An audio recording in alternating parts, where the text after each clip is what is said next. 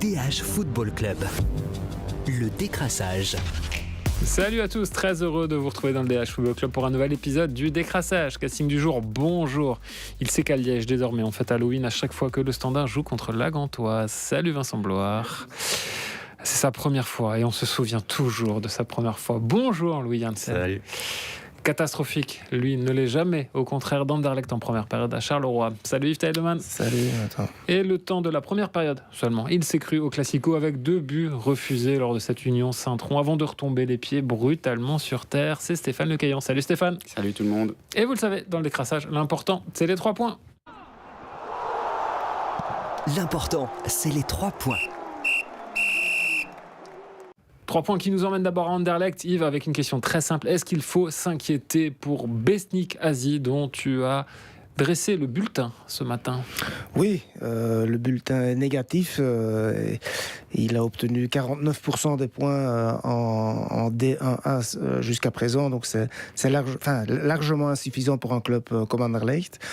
Maintenant, ta prochaine question sera est-ce qu'il doit être viré en ce moment? Selon nos infos, ce n'est pas le cas. Donc il sera bel et bien sur le banc contre Ninove demain. On suppose qu'Anderlecht va se qualifier contre une équipe qui est en bas de tableau de première nationale, donc l'ancienne D3. Ensuite, donc, il sera encore sur le banc contre Malines ce week-end. Mais c'est par après que les matchs au sommet sont au programme contre Bruges, contre l'Union à domicile. S'il loupe ces 2 matchs-là, je crois que là, son sort pourrait bien être scellé. Donc on ne s'inquiète pas encore, Louis, pour Besnik Azi, malgré un match très très compliqué à Charleroi vendredi soir. Ouais, à la mi-temps, on se regardait avec Yves. C'était quand même poussif, franchement dramatique. Je pense qu'ils n'ont rien proposé en première mi-temps. Deuxième mi-temps, la première action, ils construisent quelque chose qui était plus ou moins... Sur l'engagement. Ouais, sur l'engagement. Et puis il y a le but annulé aussi, justement annulé. Et pour le reste, franchement, on n'a pas vu grand-chose. Par exemple, Bertaccini est monté. On n'a pas encore reconnu le Bertaccini de Saint-Tron. On voit qu'il y a encore des progrès à faire physiquement, etc. On le voit dans des bonnes positions, etc. Mais c'est pas encore le même qu'avant. Et c'est un peu tout le monde comme ça. Torgan aussi ne tournait pas. Donc quand lui va pas trop bien, qu'il a pas la bonne passe ou le bon appel, on se demande qui va faire la différence en fait offensivement. Je vous la pose, messieurs, cette question. Qui va faire la différence? Nilsson Angulo a cru la faire. Ça fait 9 matchs, si je ne dis pas de bêtises. C'est sûr qu'on a perdu l'Angulo du début de saison, ce qui fait mal. Torgan Hazard, on en a parlé quelques fois, il n'est pas à ce top niveau qu'on attendait. Et finalement, moi, ça me pose des questions sur les individualités, sur leur progression. À un moment, quel est le joueur qui progresse à Anderlecht? Ok, Nathan de 4, mais vu son âge, c'est plus que logique qu'il progresse. Et donc, à travers ça, je me pose la question de l'entraîneur aussi. Qui est-ce qui le fait progresser? Je vois pas. Oui, il y en a peut-être encore un, c'est Cana. Je viens de le dire on en parlait avant hors antenne. C'est Cana, mais c'est vrai que pour le reste, c'est un peu. Ouais. Et au-delà du bilan chiffré, je vais faire un comparatif avec l'Union, même si c'est toujours difficile. Mais l'année passée, il y avait un bilan difficile pour Sébastien Pocognoli, mais il y avait un sentiment au-delà des chiffres. Oui, parce que l'Union se crée des situations. Que l'Union se créait, que le jeu progressait, qu'il y avait une progression, quelque chose se passait quand même si les résultats n'étaient pas là. Et ici, il n'y a aucun sentiment de progression, donc c'est vraiment assez dramatique, comme tu l'as dit. Après, est-ce qu'Anderlecht a envie de rebattre les cartes une nouvelle fois en changeant de coach? Bon, ça c'est une autre décision, mais sur le contenu, le bilan, c'est complètement insuffisant. C'est vrai que c'était aussi Halloween déjà vendredi soir, Vincent, c'était effrayant, dramatique. Besnik Azi a dit catastrophique, semble-t-il. La pire mi-temps de la saison, a-t-il dit. Donc, alors qu'Anderlecht avait déjà été... encore plus catastrophique peut-être à Hacken. Il y a un moment, si chaque semaine, je ne vais pas dire que chaque semaine c'est pire que la semaine avant, mais si chaque mois on repousse la limite du pire, oui, il y a vraiment un gros problème et c'est le contraire d'une progression. Je rejoins Steph, je vois pas vraiment. Il faut citer 5 joueurs qui ont progressé sous Azi. Je pense que si on s'y met à nous 5, on ne sait pas en lister 5. Collectivement, je ne vois pas trop non plus. Est-ce que c'est la faute du coach ou c'est aussi les ressources qu'il a à disposition, messieurs? Justement, est-ce qu'il y en a 5 qui ont progressé sous David Hubert? Est-ce qu'il y en a 5 qui ont progressé sous Riemer? C'est un peu... Il avait d'autres profils, il y avait des gars plus expérimentés aussi. On en revient à la construction du coup de l'effectif. Et moi, plus globalement, j'ai l'impression qu'Anderlecht attend encore un petit peu pour pas trop se déjuger. par rapport au fait qu'ils ont maintenu Asie l'été passé, mais qu'à un moment, comme tu disais, avec les échéances qui arrivent, ils vont devoir trancher à un moment, si les résultats ne suivent pas. Louis l'a déjà évoqué, messieurs, Torgan Hazard. C'est vrai que Yves, il y a cette action, oui, il est bien placé parce qu'il sent la course et il y a le ballon qui lui revient et il a failli marquer le but le plus improbable de la journée, de la hanche, de la poitrine, de la cuisse, je sais pas trop comment il aurait pu la mettre au fond, mais c'est vrai que Torgan, on reste dans la thématique Halloween, c'est un peu un fantôme. Ouais. Pourtant, beaucoup de bonne volonté de sa part. Je suppose que à chaque match, il se dit je vais me mouiller le maillot, et c'est ce qu'il fait. Maintenant, je me souviens j'avais fait un commentaire en début de saison où j'avais dit, vu sa très mauvaise préparation, si Anderlecht reçoit une offre d'Arabie Saoudite, laissez-le aller, laissez-le partir. Et dans les 2-3 matchs suivants, il a montré que j'avais tort parce qu'il a marqué des buts, et il a été vraiment, il a imposé sa griffe. Donc là, il a été vraiment le meilleur Anderlechtois. Donc, soyons quand même prudents avec lui. Mais c'est vrai que ces derniers temps, il touche le fond, et il y avait un coup franc en première mi-temps où il y avait juste Pflück devant lui, 1m70, j'ai fait la recherche, et il n'est pas parvenu à brosser le coup franc au-dessus de la tête de Pflück sur une phase arrêtée. C'est quand même inquiétant. Les phases arrêtées sont souvent bon baromètre de la forme des joueurs, Louis. C'est vrai que c'est compliqué et ça fait mal au cœur aussi, parce qu'on a tous apprécié de voir Torgan Hazard jouer dans les plus grands clubs européens. Ça reste aussi un des Anderlechtois les plus décisifs depuis le début de la saison. Je crois qu'il donne un bon centre, c'est tout au début. Il retombe vraiment bien, parfaitement, et Cvetkovic n'est pas là. Mais pour le reste, la semaine dernière, en plus, la semaine précédente, contre Saint-Tron, il fait un assist. Deux même. Oui, deux. Ouais. Mais ce qui est drôle, c'est que les stats sont comparables entre ces deux matchs, que ce soit au niveau des duels gagnés, des passes précises, etc. Mais que, en fait, je trouve que contre Saint-Tron, on avait cette impression qu'il savait où il voulait la mettre et il la mettait là. Et ici, c'était vraiment l'inverse.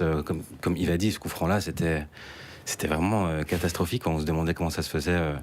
Mais bon, c'est pas le seul, évidemment. Mais, petite stat encore que tu as ressortie, elle concerne Cvetkovic. Ouais, qui fait une passe sur 45 minutes. Voilà. Donc, c'est dur. Donc, par exemple, Kosemans, qui est resté 90 minutes sur le terrain, en fait 24. Vasquez est monté à la fin, il en fait 2, mais une passe en 45 minutes, il réussit une passe sur. Donc il y a 100% de précision de passe, mais oui, donc là, il y a après, ce serait injuste que de tomber sur le gamin qui a 18 ans, qui arrive de Serbie, et c'est pas à lui non plus, Yves, de porter sur ses épaules la responsabilité offensive anderlechtoise. Voilà, ça c'était un peu le danger. Il avait marqué, aidez-moi, dans quel match Standard, c'était bien ça, ouais. Voilà. En entrant sur son premier ballon. Voilà. Et là, on s'était dit, beaucoup de gens s'étaient dit, ouf, il y a une solution, Vasquez ne devra plus être titulaire, mais bon, Cvetkovic, 18 ans, c'est bien ça, ne connaît pas encore la pression d'un grand club, est encore quand même léger dans les duels, donc ne l'enterrons pas encore, il n'a toujours que 18 ans, et c'est quelqu'un qui, à terme, devrait faire ses preuves, mais c'est beaucoup trop tôt pour mettre le poids de l'attaque sur ses épaules. Ouais, c'était pas l'idée, en tout cas, qu'il soit déjà titulaire cette saison. Semaine de tous les dangers, quand même, qui s'annonce pour Anderlecht. Pas forcément Ninov, Yves, mais plus Malin, avec un certain Van der Beest, qui adore le Sporting. Oh là. En tant qu'ex-Molenbeekois, je peux vous dire que s'il y a un match de la saison qui veut gagner, ou quand même 2 à domicile, à l'extérieur, c'est bien contre Anderlecht. Il n'y a pas que pour le Sporting d'Anderlecht que c'était compliqué ce week-end, c'était aussi le cas au Standard. Et on va se demander, Vincent, comment le Standard peut se relever d'un tel naufrage. Yves évoquait la pire mi-temps de la saison d'Anderlecht. Il y a match avec celle du Standard. Les rivaux sont unis dans la médiocrité. Oui, et ça tranche quand même avec ce que le Standard proposait ces dernières semaines, que ce soit contre Bruges, à Anderlecht, dans une moindre mesure, et contre l'Antwerp, où il méritait de gagner, que ce soit en une fois, en 2 fois, en 3 fois. Ici, le seul remède dans l'immédiat, c'est de gagner demain à Beveren. Bon courage. Oui, parce que Beveren, mine de rien, leader de la Challenger Pro League, 31 sur 33 en championnat. Ils encaissent très peu. Ils ont quand même des joueurs d'expérience aussi, notamment Bruno Godot en défense, Laurent Jans, l'ancien du Standard, au back droit. Mertens devant, là, qui a 32-33 ans, qui est déjà une bonne dizaine de buts, c'est presque l'équivalent du Standard à lui tout seul. Donc c'est un match piège, surtout qu'ils ont perdu Marco Ilamaritra qui est blessé. Donc dans le milieu, il y aura quelque chose à combler. La bonne nouvelle, c'est qu'Abid revient de suspension, donc il pourra jouer à droite. Et on sait que les flancs ne sont pas nombreux au Standard, surtout qu'il y en a un qui doit dépanner au back gauche avec Tobias Moore. Donc voilà, il y a beaucoup d'incertitudes quand même avant ce match piège. Simple accident, du coup, ce qui s'est passé à Gand, ou le mal est plus profond? Si c'est un accident, c'en est un fameux. C'est difficile à dire. Moi, je pense qu'il faudra aussi voir la réaction. Alors, ils sont tous en train de dire oui, on sait se remobiliser, vous verrez, on va réagir. On aura la réponse sur le terrain, mais ça prouve en tout cas que le Standard reste une équipe qui a besoin d'être à 100% de tous les paramètres. Il peut pas se permettre. C'est pas une grande équipe qui peut se permettre de. Ils n'ont pas de marge quand ils ne mettent pas les ingrédients de base, ils n'y sont pas. C'est ça. Et donc ça, le match de Gand l'a prouvé. Tactiquement aussi, il y avait eu des gros manquements. Ils étaient mangés dans l'entrejeu où Gand pouvait faire circuler relativement facilement parce qu'il y avait un homme en plus. Le marquage défensif a été un forage complet sur pas mal d'actions, notamment les phases arrêtées. Alors ça a été un petit peu mieux en deuxième mi-temps, mais bon, parce que Gand a géré. Même là, moi j'étais déçu de la deuxième mi-temps, offensivement parlant, parce que même Ivan Leko... 3-0 à la mi-temps, c'est plié. Oui, mais Ivan Leko l'a même reconnu après le match, en disant en deuxième mi-temps, j'ai dit à mon équipe d'attendre, de reculer, d'attendre l'erreur. Et le Standard n'a quasiment rien créé. Au niveau de l'attaque, maintenant globalement, je commence à être un peu déçu de l'apport de Thomas Henry aussi. Enfin, c'est pas lui que je veux cibler ici après le 4-0, c'est pas ça, mais même là aussi, il y a des difficultés parce que finalement, comment rebondir? Moi, je pense que c'est peut-être arriver à trouver de la constance. Je parle même pas de gagner 2 matchs d'affilée. Constance, c'est standard dans Oui, non, mais je sais que c'est difficile, mais même pas gagner 2 matchs d'affilée, mais finalement arriver à un peu continuer à reproduire un niveau de performance qu'ils n'arrivent jamais à faire. Et leurs chiffres sont terribles parce qu'ils ont une des plus mauvaises attaques avec 10 buts inscrits et une des plus mauvaises défenses avec 17 buts encaissés. 0,03 d'expected goals. Les expected goals chers à Romain Van der Plen. À la mi-temps. Oui. Yves, je sais que tu es à fond comme ça sur les statistiques. Non, plus sérieusement, c'est vrai qu'on n'arrive pas à les situer en fait. Non, on se demandait Gand, après son match de la semaine passée, est-ce que ce sera plutôt 4-0 ou 0-4 parce que ça passe sous sa casque après ce que Leko avait dit sur ses joueurs, hein, il les avait vraiment mis à la poubelle et là on a vu que Gand s'est montré beaucoup plus combatif que le Standard. Maintenant, est-ce qu'il faut gueuler comme ça en tant que coach du Standard? Je crois que ça n'aurait plus d'effet parce que ça peut marcher une fois mais pas toutes les semaines, donc inquiétant à tous les niveaux, je crois. Ouais, c'est à double tranchant parce qu'on peut prendre le risque de perdre son vestiaire derrière. Louis, c'est vrai que c'est compliqué, on n'arrive pas à se forger un vrai avis finalement sur ce standard-là. Et Steph parlait d'expected goals. En expected points, donc les points qu'il devrait avoir en championnat, le Standard est dernier, donc derrière Dender. Donc c'est quand même assez grave. Je crois que c'est 12 points qu'il devrait avoir. Donc ça, c'est sur base de... Donc en fait, c'est un classement qui est fait sur base où si les matchs s'étaient terminés sur le score des expected goals. Okay. Donc les scores attendus. Ouais, les scores attendus en fait. Donc ils sont derniers quoi. Après le match ici contre Charleroi, ils ont un calendrier assez facile. Jusqu'en 2026. Je crois qu'il y a le prochain gros match après.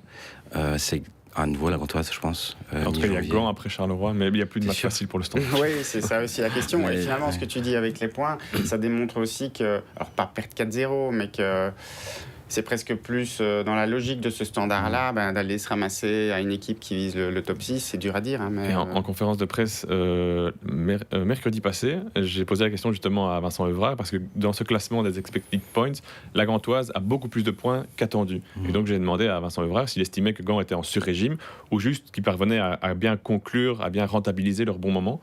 Et il dit non, c'est pas du sur-régime, parce qu'après 10-11 matchs, on ne peut pas être en sur-régime si longtemps. On peut l'être 1, 2, 3 matchs, mais à partir de 10, 11 matchs, on est au classement attendu. Et donc, si Vincent Evrard qui tourne quand même à une moyenne de points inférieure de celle de Mircea Repnik. Il a un point par match. Donc si effectivement après 10, 11 matchs, maintenant 12, on est au classement qui correspond à notre vraie valeur, donc le Standard est 12e. Mais un rebond, pour moi, ça repasse aussi par une assise défensive. Il n'y a rien à faire. Une équipe comme celle-là, elle peut Elle doit assurer des arrières. Alors, il y a des absents, hein, tu l'as dit. Il y en a même beaucoup dans ce secteur-là. Mais je pense que tant qu'il n'y a pas une défense qui tient un peu plus la route que ça, ils n'ont pas pris l'eau chaque semaine, mais tant qu'il n'y a pas une défense qui tient plus la route, ce ne sera pas possible d'envisager quoi que ce soit. Parce qu'ils ne peuvent pas compter sur une attaque qui met 3 buts quand ils en prennent 2. Donc... Alors, petite parenthèse, à la mi-temps du match, Michael Franken nous a dit « Essayez de trouver sur les 10 dernières années un défenseur titulaire qui est moins bon qu'Omaou. » On cherche toujours.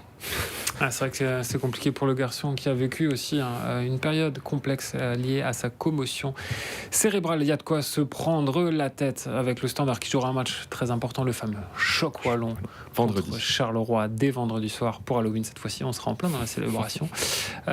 Et on va passer maintenant à l'Union. Avec le grand retour de Rodriguez. C'est fou, hein. Un doublé, buteur sur son premier ballon contre Saint-Tron, dans un match où on s'endormait un petit peu, Oui. où on était congelé, je pense qu'il faisait froid. Oui, il faisait quand même un 8 degrés, on commence à sentir l'hiver qui arrive. Ça devient un peu le scénario Union, je ne veux pas aller jusqu'à dire typique, mais La classique. Oui, ça devient un peu un classique. Si je mets les matchs contre Bruges et Genk le mois écoulé à part, qui sont quand même des matchs un peu différents dans l'approche, la tactique, l'intensité, tous les matchs, Charleroi, Saint-Tron, Westerlo, Dender, si je ne me trompe pas. Il y a une première mi-temps un peu poussive où l'Union joue, domine globalement, ou se fait un peu dominer gentiment. Et puis en deuxième mi-temps, bon, ils accélèrent et ça passe. Même si hier, j'ai vraiment cru à un moment, j'avais dit à mes collègues avant le match, attention quand même à ce Saint-Tron, moi je les vois bien faire un coup. Et franchement, s'ils y avaient peut-être plus cru eux-mêmes, Saint-Tron, ils auraient pu prendre un point à l'Union. Mais est-ce que Rodriguez, du coup, messieurs, est le meilleur attaquant de l'Union en ce moment? Ça, je trouve que c'est trop tôt pour le dire. C'est vrai qu'il a 6 buts pour le moment. Il a 6 buts. 6 buts. Et bon, les deux qui marquent hier. Kokubo l'a aidé sur le premier quand même. Gentil, Il peut peut-être la Kokubo. sortir quand même. Ouais, il doit la sortir. Ouais, mais je trouve qu'il aimait bien quand même. Oui, c'est vrai. Mais je crois qu'il est aussi capable de rater les occasions les plus faciles, où je me trompe. Il est capable de rater des choses plus simples, mais il est dans une... C'est la confiance de l'attaquant. Hein. Depuis 2 mois maintenant, là, il a donc à 6 buts, plus qu'en 2 ans, les 2 années précédentes. Et pour répondre à ta question, c'est vrai que là, maintenant, pour moi, c'est le meilleur attaquant de l'Union, oui, aussi, parce que moi, je suis assez déçu par Promise David, qui n'est pas en train de réussir sa saison de la confirmation, c'est le moins qu'on puisse dire. Je ne sais pas si c'est ce qui s'attendait à ce que ce soit un peu plus facile. Bon, il a eu une petite blessure, il a eu la Gold Cup l'été passé, mais c'est un peu l'ombre de lui-même. C'est le mauvais Promise David du début de saison passée, avec énormément de choses ratées. Même s'il marque des buts, c'est aussi l'avantage à l'Union, c'est qu'un peu tout le monde marque des buts. Et tu il en crois a que 4, hein. tu crois que la hiérarchie pourrait changer Il n'y a Exactement. pas de hiérarchie. Ça a été répété hier. Mais blague à part, je pense que le crédit de Promise David, je m'attends à ce qu'il soit quand même entamé encore après le match d'hier, où on a été assez surpris. Et vous l'avez peut-être vu, si vous avez vu les images en TV aussi, Guiguer aussi, que ce soit lui qui sorte pour Rodriguez. D'ailleurs, il n'a pas caché sa surprise, Guiguer, alors que David avait vraiment été presque fantomatique. Bon, c'est un remplacement gagnant, mais finalement, David a beaucoup de crédit et je ne sais pas si ça va continuer. Guiguer qui nous a pas fait une Vinicius. Louis, si maintenant tu te glisses dans les habits de David Hubert, tu alignes quel duo d'attaque pour cette semaine qui arrive En coupe contre Tubis-Braine? À mon avis, Giguère, à mon avis. Et puis pour David, ça pourrait être aussi l'occasion de prendre un peu de confiance en marquant des buts, entre guillemets, contre une équipe un peu plus faible. Mais comme tu l'as dit aussi, l'Union, et en fait, il y en a un qui a 6 buts, il y en a un qui a 5 buts, il y en a un qui a 4 buts. C'est quand même une belle richesse par rapport aux autres. Si on regarde par exemple Bruges, Vormant, il a 2 buts seulement. Et on en T'es parle. blessé aussi. Oui, mais bon, il est qu'à 2 buts en championnat. Ça n'existe plus. Oui, c'est ça, mais en fait, c'est une richesse. À Anderlecht, tout le monde rêverait de ça. Donc, On est jaloux de stade pareil, Anderlecht. Jaloux. Et ça peut être une force finalement. L'Union a toujours eu des gars ces dernières années à 20-25 buts. Alors il y a même certaines saisons, par exemple l'année d'Amoura, il était fort dépendant d'Amoura. Et quand le gars a un creux, c'est toute l'attaque qui a un creux. C'est peut-être moins le cas pour le moment. Tu vois ça aussi comme un avantage finalement, le fait qu'il n'y ait pas d'attaquant encore qui se dégage? Oui, parce que... J'allais dire dans la hiérarchie, mais il n'y a pas de hiérarchie, j'ai pas envie de me faire crier dessus par Parce David que Hubert. si on a un qui est un peu moins bien, les autres prennent le relais. S'il est blessé, ou quoi, les autres sont là aussi. Donc clairement, c'est mieux d'avoir peut-être en fin de saison 3 joueurs à 9 buts plutôt que à 20 et puis le reste c'est 2-3, donc non, c'est mieux. Ça pousse, je pense, aussi la concurrence vers le haut, puisque forcément ils ont envie de se pousser l'un et l'autre pour jouer. Pour répondre à la question, moi je pense qu'on a quand même été ici même aussi parfois très critique avec Rodriguez les derniers mois, et je dirais quand même, j'ai l'impression que Promis c'est quand même plus complet et plus efficace, même si ces derniers matchs c'est quand même plus poussif que Rodriguez. Après Rodriguez, Stéphane, la direction ne comptait pas sur lui en début de saison, il faut être très clair. Oui, clairement, dans une interview, le président n'avait pas dit qu'il voulait qu'il parte, mais à un moment il avait cité tous les noms des attaquants sauf le sien. Les gens sur qui on compte vraiment à fond, et puis le sien est un peu venu en dernier, voire pas venu du tout, je ne sais plus. Mais voilà, c'est un peu comme ça parfois les histoires à l'Union. D'autres fois c'est avec des gens qu'on préparait en coulisses et qui explosaient l'année suivante. Lui c'est peut-être 1 an plus tard que prévu. Mais ceci dit, je dois lui reconnaître que même s'il a la chance que Kokubo fait un peu une faute de main, il a l'audace de tirer. Il y a une fenêtre de tir, il la saisit bien, il le refait encore à la 90e, alors que les autres joueurs, Promise David en tête pendant tout le match, un peu tiré sur des portes fermées, des joueurs défendus, sans tête, à prendre des mauvaises décisions, et lui a un bon mélange pour le moment entre audace, quand même jeu collectif, prise d'initiative qu'il faut le saluer, et qui fait du bien, parce que je vais faire la fine bouche, ça va faire rire beaucoup d'entraîneurs de D1 quand ils verront leur classement, mais c'est pas si où il est à l'Union cette année, je trouve, en championnat. C'est un peu poussif. Offensivement, il y a beaucoup de joueurs en dedans. Oui, mais il y a cette solidité défensive qui leur permet aussi d'être confiants à chaque fois. Ils ont encaissé que 6 buts, je pense, depuis le début de la saison. Oui, c'est encore une clean sheet hier pour Skerpen. C'est un peu faire la fine bouche de dire ça alors que l'équipe est en tête. Mais contrairement à la saison passée où on voyait une courbe ascendante, ça ronronne. Maintenant, c'est peut-être aussi l'effet Ligue des Champions, et on sait très bien que c'est en play-off qu'il faudrait être au top. Parce que quelle différence entre le niveau de notre championnat et la Ligue des Champions, surtout la semaine passée. Il y a beaucoup de matchs super spectaculaires, et quand on est à Charleroi, Anderlecht, vendredi soir, on se dit, est-ce que c'est vraiment le même sport, il faut se mouiller la nuque parfois. On est très critique avec notre championnat, mais cette année, c'est quand même particulièrement faiblard, je trouve, aussi parce que quelques gros sont pas au rendez-vous. Oui, et puis ça se retrouve aussi notamment par les stats des meilleurs buteurs qui sont très très faibles, et parmi les plus mauvaises en tout cas d'Europe. Mais parce qu'on aime la Pro League, on continuera à en parler la semaine prochaine, à l'issue d'une semaine. Donc à 2 matchs, vous l'avez compris, intermède, coupe, puis championnat, avec notamment ce choc wallon qu'on attend avec impatience et qu'on évoquera dans le prochain épisode du Décrassage dans le DH Football Club. À bientôt, salut. DH Football Club, le décrassage.